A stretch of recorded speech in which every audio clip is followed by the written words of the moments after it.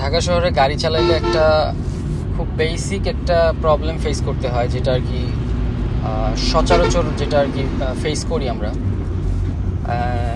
মানে সামটাইম একটা হাইওয়ে বা একটা সিটি রোড, হ্যাঁ, তো এটা রোডটা কিন্তু সবসময় গাড়ি ঘোড়া চলাচল করে, রাইট?